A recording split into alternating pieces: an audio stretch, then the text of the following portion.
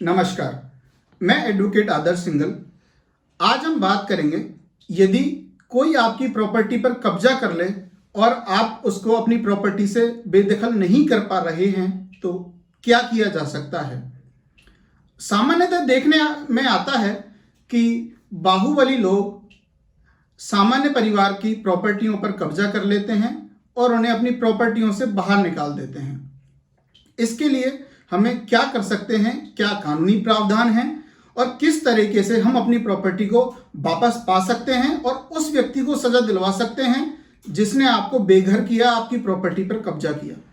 सबसे पहले तो आपको एक एफआईआर करवानी होती है थाने में जाकर, जिसमें आपकी प्रॉपर्टी की डिटेल्स उसमें अंकित करनी होती हैं और उस व्यक्ति के बारे में डिटेल्स अंकित करनी होती हैं जिसने आपकी प्रॉपर्टी पर कब्जा किया है। इसके बाद भी आप कोर्ट में जा सकते हैं। कोर्ट में क्या कानूनी प्रावधान है जिसके तहत जल्दी से जल्दी आपकी प्रॉपर्टी आपके पास आ सकती है। इसके लिए स्पेसिफिक रिलीफ एक्ट की सेक्शन 6 धारा 6 के तहत कुछ कानूनी प्रावधान है जिसके तहत आप अपनी प्रॉपर्टी को वापस पा सकते हैं।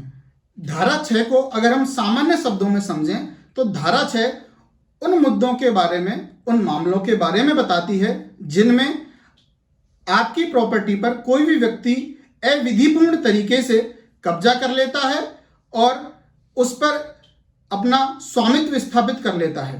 अब बात करते हैं धारा 6 में ऐसा क्या खास है।